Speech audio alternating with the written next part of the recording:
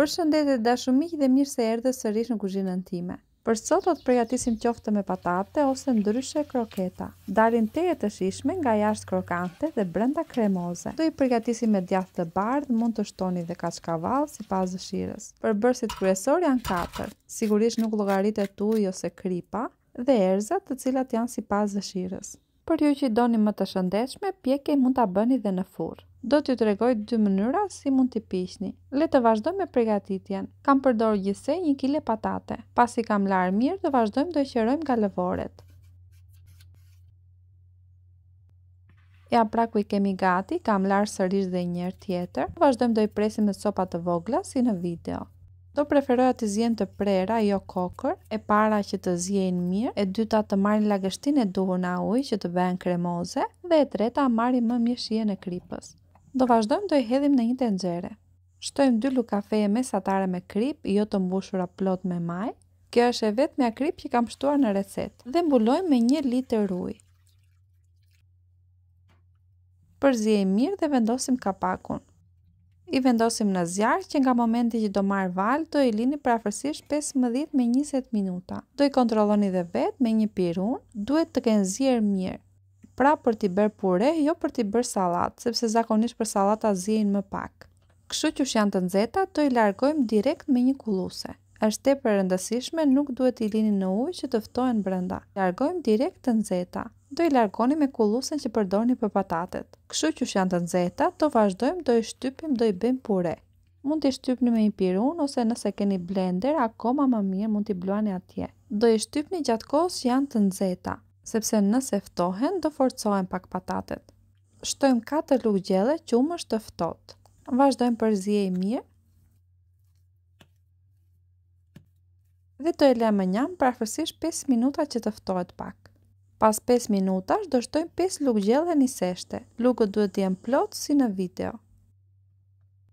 Shtojmë pak majdanoz të grirë holl-holl. Kjo është opsionale sipas dëshirës, nëse nuk e pëlqeni majdanozin, mund të shtoni në energjik ose kopër. 150 gram djathë kaçkavall. Djathi kaçkavallës sipas dëshirës, por i jep një shije teje të mirë. Dhe disa feta djathi për afërsisht 150 gram. Djathin do e kujdesni dhe vetë, nëse ka shumë krip, do shtoni më pak krip te uji që zjevën patatet.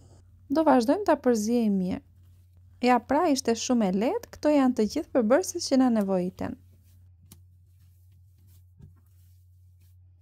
Duhet të krijohet një brum i tillë, siç e shikoni në video, të jetë i butë dhe mos të qahet. Nëse brumi qahet, do të thotë që ka nevojë për më tepër lagështi.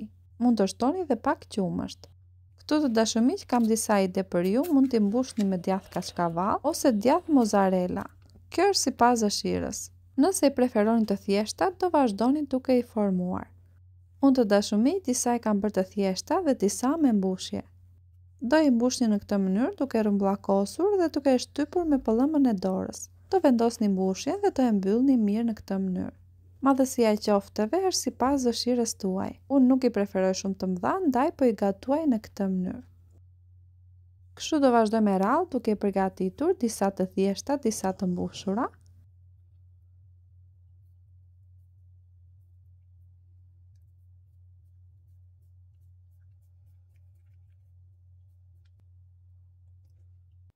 Dhe ja pra ku i përfunduam të gjitha. I kemi gati për t'i skuqur.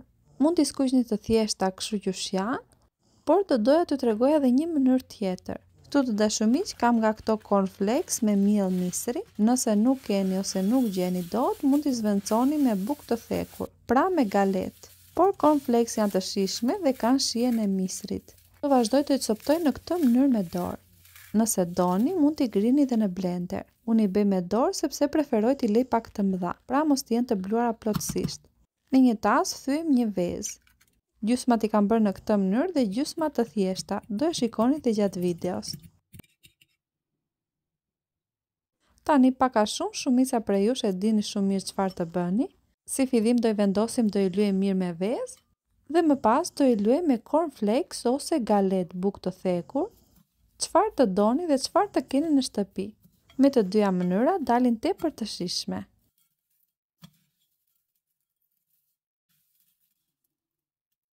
Ja pra kështu vazhdojmë duke përgatitur të gjitha me radhë. Gjysmat e qofteve i kam bërë në këtë mënyrë dhe gjysmat do i pjek të thjeshta. Ja pra ku i kam gati gjysmat prej tyre. Dhe gjysmat e tjera do i pjekim të thjeshta. Në një digan do shtojmë vaj. Mund të shtoni vajin që juve skuqni patatet. Në varësi të gjerësisë së diganit, ju do shtoni derisa qoftet të mbulohen mbi gjysmën. Shumë e rëndësishme është të prisni që vaji të nxehet mirë dhe më pas do shtoni qoftet. Temperatura duhet të jetë në maksimum, pra e lartë. Kjo vlen derisa të fillojnë të marrin ngjyrë. Më vonë mund ta ulni pak që të dalin krokante dhe të piqen mirë. Kështu do i lini derisa të marrin një ngjyrë të artë. Do vazhdojmë do i largoj me një kulluese dhe do i vendosim në një pjatë me peseta që të pinë vajin e tepërt. Për ju që i doni më të shëndetshme, pjekje mund ta bëni dhe në furrë. Do i lyeni pak me vaj nga jashtë që të marrin ngjyrë.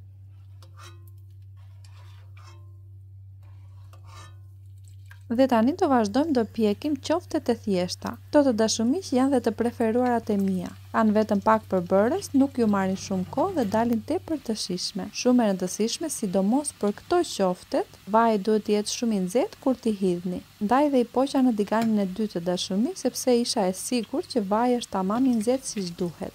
Do vazhdoni do i skuqni mirë derisa të marrni një ngjyrë të artë dhe të bëhen krokante.